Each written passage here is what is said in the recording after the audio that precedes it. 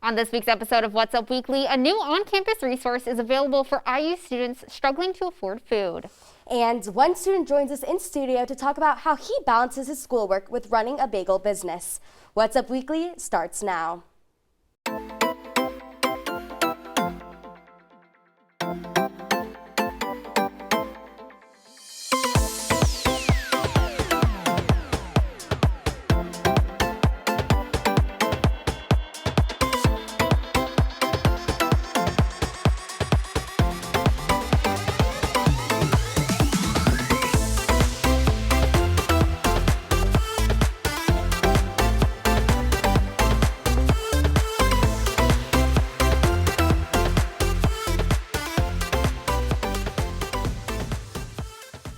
Hello and welcome to this week's episode of What's Up Weekly. I'm Noelle Friel. And I'm Anna Black.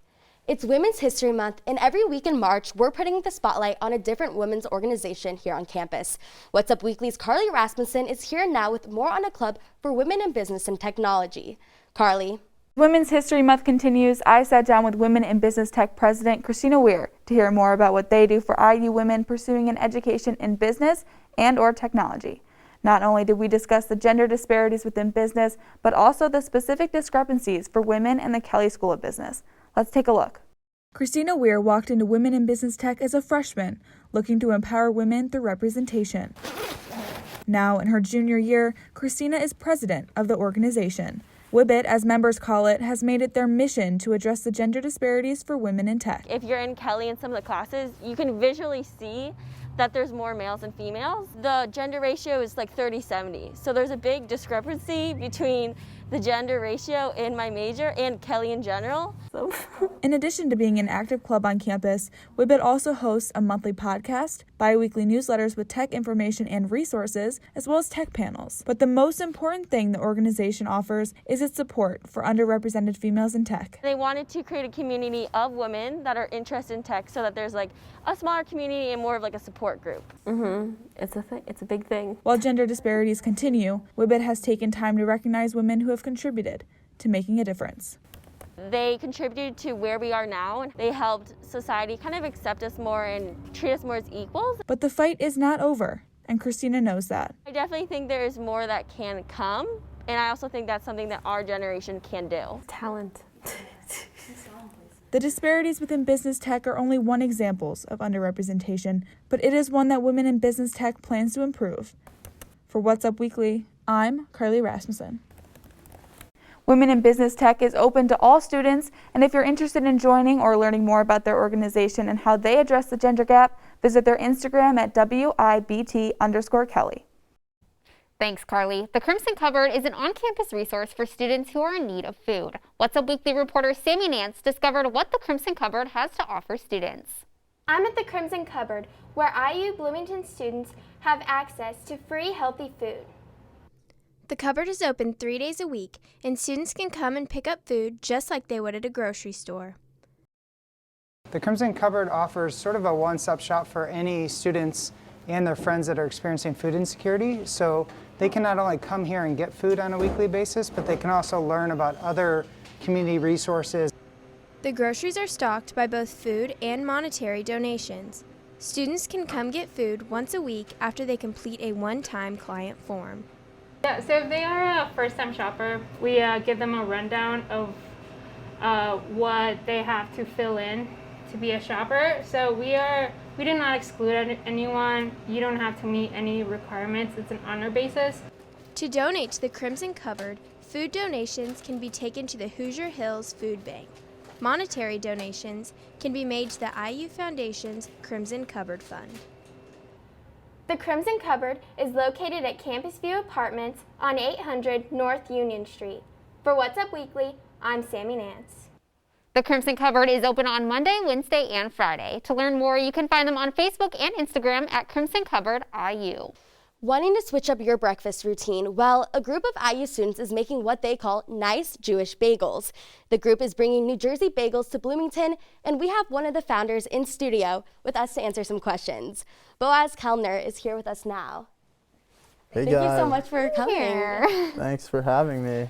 So, how did Nice Jewish Bagels get started? So over quarantine, my mom and I kind of just started messing around testing bagel recipes, and I figured it was something that I could bring here, make some good bagels and have a good time doing it. So, yeah. Yeah, and how did you come up with the name?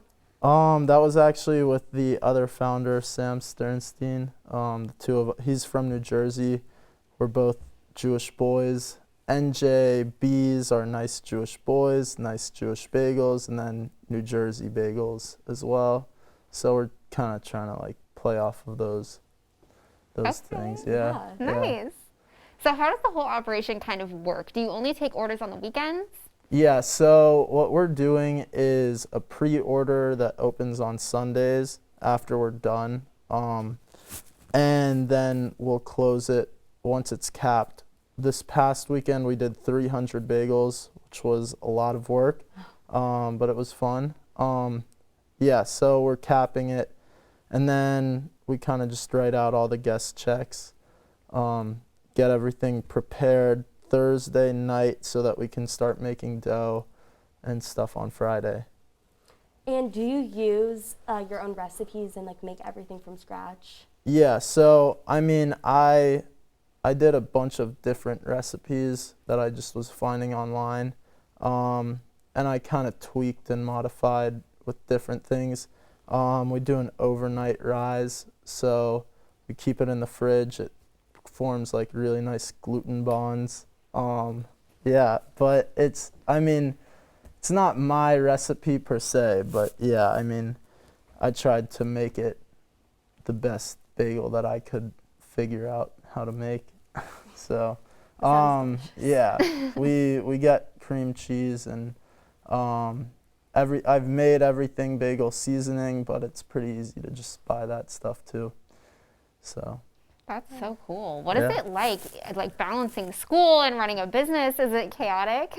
A bit. I feel like I don't love school, to be honest. I mean, I get all of my work done, but I find myself having a lot of free time, so I'd rather be doing something productive during that time.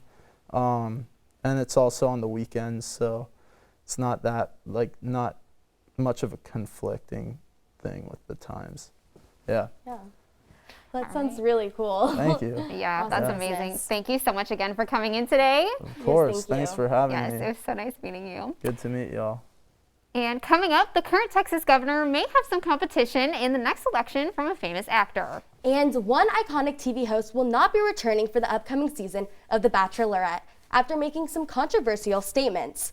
That and more on trending topics after the break. Stay with us.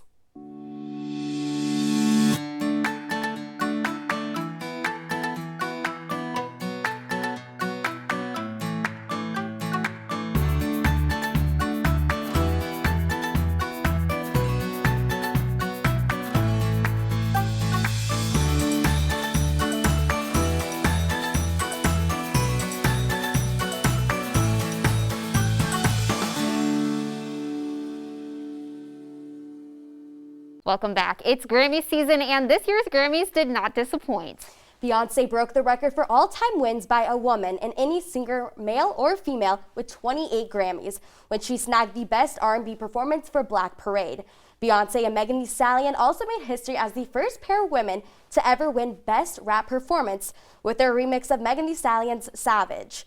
Megan Thee Stallion won Best New Artist, Taylor Swift snagged Best Album of the Year for Folklore, making her the first woman to win that award 3 times. And Billie Eilish won Record of the Year for Everything I Wanted. The show was hosted by The Daily Show's Trevor Noah and included star-studded performances by Harry Styles, Dua Lipa, Cardi B, Megan Thee Stallion, Taylor Swift, and more. The Grammys may be over, but another award show is approaching. The Oscars are around the corner and nominations are out. Singer Nick Jonas and his wife Priyanka Chopra announced the nominations Monday, and let me just say that records are breaking for women this year. 76 of the nominations were handed out to 70 women. How nail-biting the show will be is uncertain. There aren't many movies or nominees that people are widely buzzing about, and big-budget movies and Netflix films don't seem to have a clear indicator of the winners. The current nominations for Best Picture include The Father, Judas and the Black Messiah, Mank, Minari, Nomadland, Promising Young Woman, Sound of Metal, and The Trial of the Chicago 7. A special announcement took place when late actor Chadwick Boseman was nominated for his role in Ma Rainey's Black Bottom. The Oscars are delayed by 2 months because of the pandemic.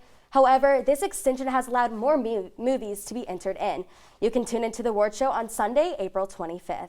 And longtime host of The Bachelorette, Chris Harrison, will not be returning to the show next season. The franchise made the announcement Friday. Harrison temporarily stepped down as host back in February when he made controversial statements defending contestant Rachel Kirkconnell, who was reportedly photographed at an antebellum plantation-themed fraternity party. He later apologized on social media. Former Bachelorette stars Tayshia Adams and Caitlin Bristow will be stepping in to host the new season. The world was shocked when rapper Kanye West announced he was running in the 2020 presidential election. Now, another Hollywood celebrity has potentially stepped into the political realm. Actor Matthew McConaughey has dropped several hints about running for Texas governor. McConaughey said that he is truly considering it during an interview with the Balanced Voice podcast. In another interview, the star said that the decision is really in the hands of Texans. He also talked about how politics is broken and needs to be redefined. The current Texas governor, Greg Abbott, is up for re-election next year, so it'll be interesting to see if Abbott ends up having some celebrity competition. And that's what's up this week. Tune in next week for more local and entertainment news. Be sure to follow us on social media. Follow us on Facebook, Instagram, and Twitter at IUSTV News. For What's Up Weekly, I'm Noelle Friel. And I'm Anna Black. Thanks for watching, and we'll see you next week.